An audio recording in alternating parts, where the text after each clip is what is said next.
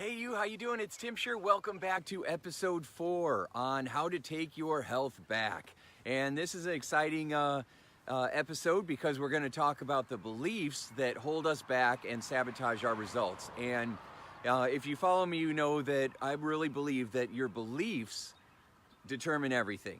The beliefs you have about yourself, about others, about your goals, about the world around you, that determines what you experience and what kind of life you have and what kind of results you experience in life. And so we're always taking a look at what's going on with our beliefs and what do we need to do to upgrade them? What do we need to do to improve our beliefs? Because if you improve what you believe, then it also improves the way that you think and what you notice and the opportunities that are around you. So if you have a belief, and we're going to cover the top 7 beliefs that sabotage our success, but if you have a belief that your results are never going to happen, then no matter how hard you try, which you probably won't try very hard if you don't think it's going to work to begin with, but no matter how hard you try, you'll find that you just keep getting stuck. Why? Because you have a belief inside that says it's not going to work. And so you will find every excuse, every reason to procrastinate because there's that belief in your mind telling you that this isn't going to work anyway, so why try harder? Why lean in? Why deprive myself? And then all of a sudden we forget why we wanted to achieve the goal to begin with, right? The whole purpose of us going for these nightly walks is to improve your health, your energy, your vitality, so that you feel healthier, so that you feel happier, so that no matter what you're going through in your life right now, things might be really good or it might be really hard right now. And wherever you're at, the better you feel physically, the better you're going to feel emotionally, the better you're going to feel mentally. Like I've said before, there's so much toxicity in the world around us, so much negativity going around all the time. And that's very harmful to us, energetically, emotionally, spiritually, psychologically. And so we have to take care of ourselves because nobody's going to come in and rescue us. We have to do that for ourselves. And so it starts with our beliefs. So let's start jumping into them right now, okay? So the first belief that holds people back is this one. I have to diet in order to lose weight. In order to lose weight, I have to diet. Okay, so I found that you shouldn't do anything where the first 3 letters spell die. For years, my clients would come in for weight loss, and I thought that's what we were supposed to do. I help them with their diet, right? And so when I read all the diets, trying to figure out what was the best one, what was the secret one that was going to help everybody lose all this weight. And what I found is that it seems like as soon as somebody goes on a diet, they're already set up to fail. They're already believing that they have to be deprived and that they can't eat anything that they really like and that they're never going to be satisfied again. And all the other top fears arise as a result because dieting, in most people's mind, is torture. It's starvation. It's feeling completely left out while everybody gets to eat whatever they want and you're sitting there at the party all alone eating hummus, right? And so we have all these images of feeling deprived that come up inside, and it makes people feel angry and it makes people feel resentful and it causes us to rebel. And so when I started actively telling my clients I don't want you to diet anymore, then they would first look at me like they were in shock, like they didn't even know how to respond to that because the only thing that they ever knew was dieting. And I pointed out to them that if you've spent your whole life dieting and you're here in my office to lose weight, your approach is not working, is it? So why would you want to go back and do that again? Remember that old, I think Henry Ford said it, if you think you can or you think you can't, you're right, right? Well, no, that's the wrong quote. The quote I wanted to share with you, although that's a good one too, the one I wanted to share is the definition of insanity, and that's doing the same thing over and over and expecting a different outcome. So, so we want to make sure that that we are not dieting anymore, and instead we're choosing a better lifestyle, a healthier way of living. Because the other problem with a diet is it's a short-term plan to try to get us to a place, and what happens is once we get to that place, we stop using the plan, and then we gain our weight back. So people will say, I'm going to diet, I'm going to stop eating sugar, I'm going to stop going to fast food restaurants, I'm going to stop eating candy, I'm going to stop guzzling soda all day long. and then they lose the weight, and they feel how confident they feel in their clothes, in their skin, right? They'll tell you how amazing they feel. But then because they went off their diet, they started going back to the old behaviors that caused them to gain the weight in the first place, and guess what? You gain all the weight back again. Now, if you've done this, I know I'm preaching to the choir. Recognizing that if you're going to get long-term sustainable weight loss results, if you're going to get long-term energy, if you're going to have more vitality, if you're going to feel healthier and stronger as the years go by, then you've got to make sure that you're not dieting, that you are living healthy, that you're living clean, that you're choosing as many times as you possibly can to eat healthy stuff and put healthy food in your body. Now, that is a decision that you're going to make constantly. So it's Friday. Fridays are date your wife days in my household, right? So on Friday, every Friday, I go out with my wife and we go do something. Now, usually we're running around trying to get things done because we never have enough time as it is. But we try to do fun things as well. So sometimes we'll go to the movies, sometimes we'll go for a walk, sometimes we'll go out for lunch. And today we went out for lunch and we had shrimp. And we went to Red Lobster, and we were going to eat shrimp because it's one of the healthiest stuff there. And then, of course, they wanted to bring the biscuits, right? And they wanted to bring all the fried stuff, and they wanted to bring out the desserts, and they wanted to start us off with margaritas. And although that sounded fun, every time they offered to bring something, what I did in my mind was I thought to myself, how am I going to feel after I've eaten it? How am I going to feel after I put this stuff in my body?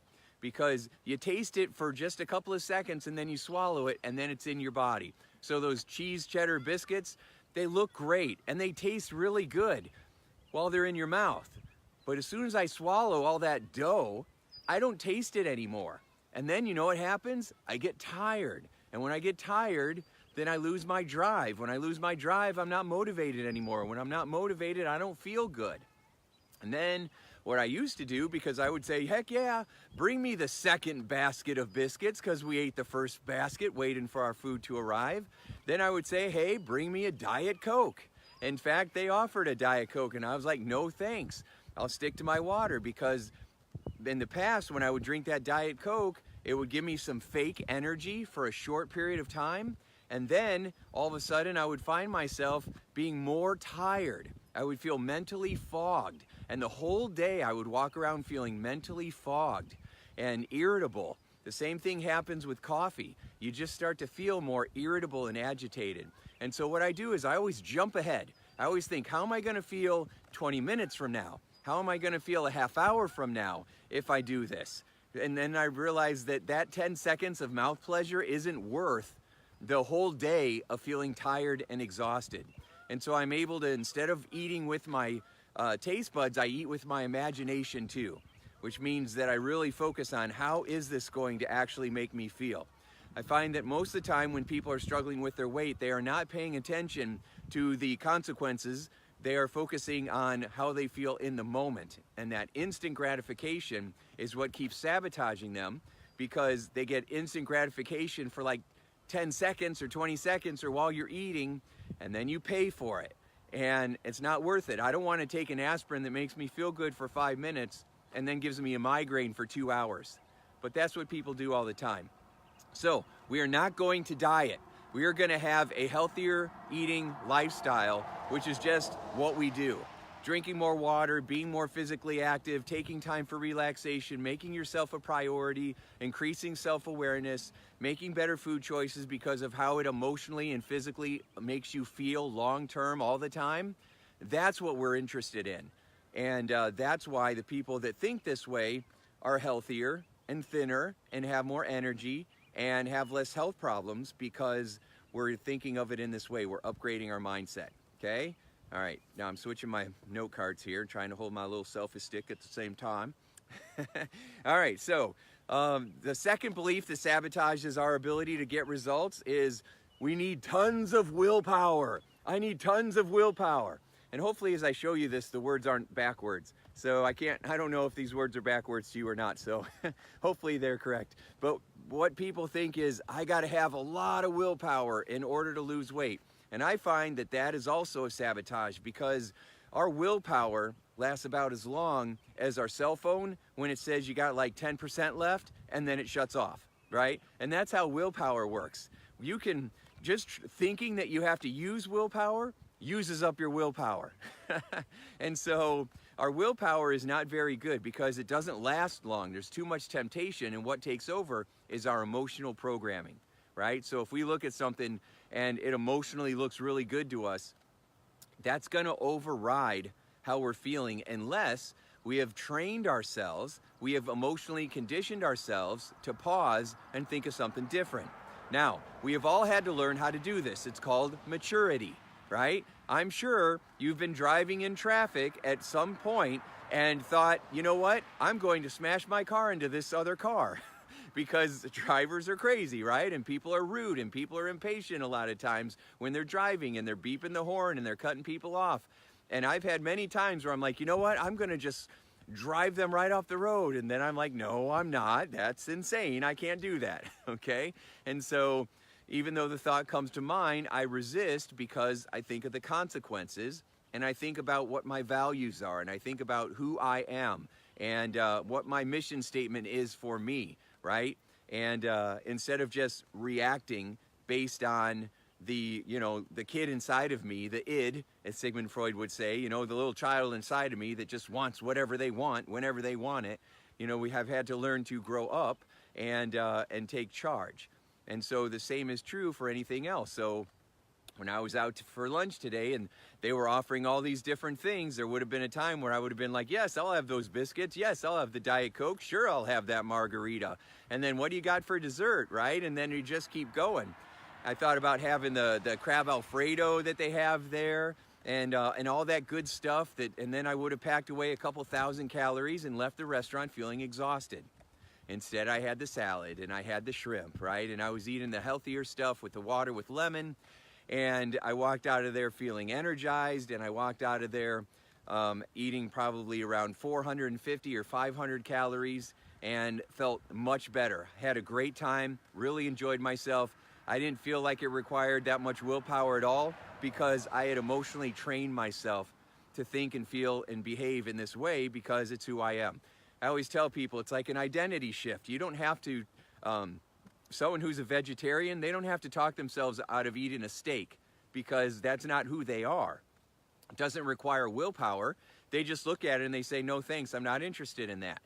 And so that's how it is when you start to change your identity, the way that you think of yourself, the way that you, the values that you've created for yourself, kind of the mission statement that we have. A lot of times people think that a mission statement and a set of core values is for companies, right? But you can have it for yourself too. What is your life all about? What does your life stand for, right? When at the end of it, what do you want people to say about you? What do you want them to write on your tombstone, right, as they say? And so in your obituary, what do you want them to say you stood for? And do you want them to say, oh, I stood for eating everything that I wanted because it tasted good and I didn't care that I died from type 2 diabetes and left my family alone because it tasted really good. That's what you want people to remember you by, okay? So we want to make sure that we are doing this. Now, of course, if you're like, that sounds amazing, Tim, but I have no idea how to do that, well, then we've got our course that's coming up May 22nd, where I'll help you. I'll take you through this, through our live coaching experience. You can go to www.loseweighteasier.com/calendar and check out, you can register there. So the other way you can do it is by getting a copy of my book, Losing Weight Without Losing Your Mind, or you can get enroll in our virtual course, our Body and Mind Transformation Program, where I will literally reprogram your mind for you based on all the years of doing this so that you don't have to rely on willpower anymore. We're going to emotionally condition you to follow through. Okay, now let's move on. Let me stop here for a second. Move my cards. All right. Belief number 3 out of 7 is I have to deprive myself. Now again, you'll see a lot of times if you follow me on Facebook, you'll see that I post a lot of the foods that I'm eating. And I'm like, oh, bummer, I have to eat healthy again as I'm eating this fantastic Mediterranean salad or this amazing piece of fish, right? Or I'm having some yummy broccoli with some olive oil and slivers of almonds on there or walnuts, right? Or I'm having roasted peppers with a little bit of bacon in there. And I'll be like, oh, this is so hard to do. Or I'm having a big smoothie, right, with all kinds of berries, or green drinks. Or I had this mango drink today. Oh my gosh, it was so good. And so I just keep thinking, where am I being deprived? Because I'm not having breadsticks, or because I'm not eating a McDonald's Big Mac, or because I'm not eating a candy bar? I've had plenty of all of that stuff. I'm not missing out on anything, and I'm not telling myself that I'm missing out on anything either. What are you doing? Okay? Because again, you're going to believe whatever you tell yourself. You got to make sure that you are changing the story that you're telling yourself. And that's why I started with our beliefs, because our beliefs drive the narration. It drives the story that we tell ourselves. So you got to change those beliefs. You got to upgrade those beliefs first. So your homework tonight might be, what are the beliefs that I really have about weight loss? And what have I really been telling myself? What's the story? That it's too hard, I don't have time, I don't have enough willpower, I don't have enough drive, it's too expensive, right? We're gonna cover all of these, but that's the stuff that most people are telling themselves, and then they're shocked that they can't follow through, or they can't stay motivated long term. And it's because of the story we're telling ourselves, and we have to change our story. So when you're eating healthy, you're not feeling deprived. I mean, you can eat whatever you want. It's just what you want changes. It upgrades because you've upgraded your quality of thinking, which allows you to upgrade the kind of fuel you put into your body, which then upgrades your quality of life. If you get a great car, would you want to put a bunch of crappy gas in it? You'd be like, well, no, because then it won't run right. We got to make sure that it runs right. Well, what if it's a rental car? Well, you still got to put good gas in it, because you don't want to end up, on the side of the road, right? Well, what if it's a holiday? Who cares if it's a holiday? You still got to put good fuel in your car so that it runs right, so that it gets you from point A to point B. Well, your vehicle is your body, and you want to make sure you're good and putting good fuel into your body all the time. It doesn't matter what day of the week it is. It doesn't matter what just happened to you in your life. It doesn't matter if somebody just died, or somebody is getting married, or somebody was just born. We are always looking for excuses to go do stuff, and you don't have to have an excuse. If you want to eat something that's not good for you, own it. I'm eating this, and I'm going to have a taste of it, and then I'm going to get back, though, because I want a taste of it so that I don't feel left out. But I don't want to binge out on this stuff because it makes me feel tired, and I don't want to feel tired, or I don't want to feel bloated, or I don't want to go to bed tonight with acid reflux, tasting all that acid coming back up. Right? Or I don't want to toss and turn because I'm all achy because I'm eating all this crap that's creating inflammation in my body, right? Or, I don't want to be eating all this junk and then notice that I'm not going to the bathroom, except maybe once a week. And so, or you go, you urinate and it smells horrible, right? And so there's all these physical things that people don't talk about that are the results of not taking care of ourselves. And so this really is about taking charge and changing the story. Instead of depriving ourselves, we're actually upgrading the quality of our life. Okay, so the next sabotage is, it's too expensive. Eating healthy is too expensive. Trying to lose weight is too expensive. Upgrading my healthy living lifestyle is too expensive. So if you go to the fanciest grocery store in town and you buy all the organic stuff, which is not necessary, then yes, it can be very expensive. If you decide that you have to buy all new cookware and you have to throw away everything you've ever used before and you have to buy all this expensive stuff, then yeah, it's going to feel very pricey. But that's not our approach. Our approach is you start to upgrade one small thing at a time. And the stuff that is healthy costs just as much as the other stuff. Now, I know that they have big bags of junk food, which, if you think of it this way, it's big bags of diabetes, big bags of heart disease, big bags of cancer that they sell for 99 cents. And so it's easy to get junk food. It's easy to buy that stuff. However, when you start cutting back on going out to eat all the time, when you start cutting back on buying all the junk food snacks, when you start cutting back on spending all your money on sodas or alcohol, you're going to find that you really start to save money. And So I was at the grocery store today, and I'm like, all right, I'm gonna buy some snacks. I'm gonna get some almonds. I'm gonna have some canned salmon and some yellowfish tuna, and I got those mango drinks and the green drinks, and the green drink would be a meal replacement for me, and it was $2.45. Now, if I went to McDonald's and got their #1, which is their Big Mac and their fry and their Coke, it's probably like $8, okay? And then I'm gonna drink the green drink for $2.49, $2.47, and I'm gonna feel great afterwards, and I'm gonna be very productive. I can go spend $8 on the McDonald's #1 meal, and I'm gonna be exhausted afterwards, and I'm gonna feel tired afterwards, probably for the rest of the day, and I spent more money to do that. So we gotta start telling ourselves a different story. People will say, well, I go and I spend a whole bunch of money on produce, and then I don't feel like preparing it, and then I just throw it away, and then it's just expensive. Well, the same is true of anything, right? Now, if you have a bunch of junk food and the shelf life is like 10 years, what did they do to that food so that it lasts for 10 years? I would never eat an apple that lasted 10 years. Would you? Right? Apples go bad, they break down. I did a video before where I took a bite of an apple and I took a bite of a candy bar, and then I spit the candy bar out. And you don't have to, right? The goal is not to be a fanatic. I just didn't want it in my body because I keep training my brain. And so, and then I sat them on the counter, and I came back a week later, and the candy bar looked exactly the same. And the apple looked like it had all been, it was degrading, right? It was breaking down, because that's what it does when we eat food that comes from Mother Nature. It breaks down naturally. When you have food that's God-made, it breaks down. When you have food that's man-made, some of that stuff will sit there and last forever. That candy bar would look that way if I came back a year from now. And so you don't want that in your body. When you get bigger and bigger, why do you think that is? It's because that stuff's not breaking down and getting out of your body.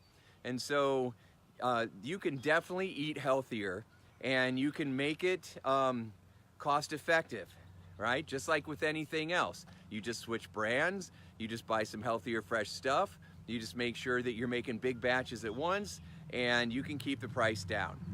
So I'll tell you what's expensive. Cancer treatments, insulin, all kinds of medication, sitting in doctor's offices for hours on end, nursing homes, eye doctors. You know, I think of people that I've known who have type 2 diabetes and all these problems that they're having with going blind and losing limbs and having neuropathy and having sores and going to the doctors constantly and going to the pharmacy all the time, and all the hours spent on that, right? What is your time worth? I mean, really, what is your time worth? And so when you start factoring in all that stuff, it's way more cost effective to just eat healthier. All right, here's the next one. I can't exercise, and because I can't exercise, I can't lose weight. That is another myth. I've helped people who were in wheelchairs that could not get up and move around, and they were exercising just fine and they lost weight. It's just another excuse. I'm big boned, right? It's just my genetics. You know, we have all these different excuses that allow us to not step into our power and stand in our power and make better decisions. That's all it is. You know, the quality of your life is being determined by the quality of the decisions that you make every single day. So we've got to make sure that we're making more quality decisions. And so when you say I can't exercise, first of all, any fitness trainer will tell you, if they're really good, they'll tell you that most of weight loss comes from what you're eating and not what you're doing in the gym. In fact, my friends that have those six-pack abs that that everybody sees in the magazines that look all great, they'll tell you that those abs were created in the kitchen, not in the gym, okay? Because fitness is great and strength training is wonderful, but the real results is what you're eating. And so it doesn't matter. In fact, in the beginning, one of the biggest strategy sabotages is trying to exercise and change the way you're eating all at once. That's really hard to do. So usually you start with the eating first, and then you start to add some exercise, some fitness in later. But we want to make sure that we're focusing on, oh, you got all the bicyclers. As we talk about exercise, and I get 30 people on their bicycles go by. We want to focus on that, and that's great, but we start by changing your eating first, because that makes a bigger, better impact than the physical activity. Okay, so if you think, well, I can't exercise because I got bad hips, I got bad knees, I got bad ankles, I got bad feet, so what? That has nothing to do with you losing weight. That has nothing to do with you eating healthier. That has nothing to do with you taking care of you and making you a priority so that you can upgrade your life. So again, that becomes a belief that we need to just throw out. Okay, all right, here we go. The next one, I'm not sure, I think this is number 6 of 7. It is, I have no time. Okay, I have no time to lose weight. I have no time to take care of myself. That is another belief that we have to take control of, because if you tell yourself you have no time, then it's going to feel that way. Time management is thought management. There's no such thing as time management, right? We have 24 hours in a day. There's no such thing as time management. We have thought management. We have decision management. We have to decide where we're going to invest our time, what we're going to make a priority, and what we're not going to make a priority, because you can only get so much accomplished. And what we do is we put ourselves on the back burner. Almost every single time we take care of other people instead of ourselves. We start focusing on getting one more thing off our to-do list instead of taking care of ourselves. And often it's because we've associated pain to taking care of ourselves. We've associated pain to eating healthy or going for a walk or sitting down and relaxing, because we think, oh, I got too many other things I should be getting done. I know that for me personally, I would feel guilty if I sat down. I mean, I've been going so hard for so long that if I actually sit down for 20 minutes, and it could be at like 10:30 at night, I should be going to bed. And if I sit down for a few minutes and rest, there's a part of me that's like, man, you could get another video done. You need to get that article published, right? You need to respond to those people that are waiting for you to email them back. And my brain's like, go, go, go. And I have to literally stop myself and say, I got to take care of me. I got to make sure that I'm making me a priority, because if there's nothing left for me, then how am I going to take care of everybody else? How am I going to accomplish any of these other things? And so it's decision management, not time management. You just got to make yourself a priority. And most of the time we don't want to do that because of our beliefs that we have that are sabotaging us. And if you change those beliefs, then you're going to change your priorities. And when you change your priorities, your life's going to change for the better.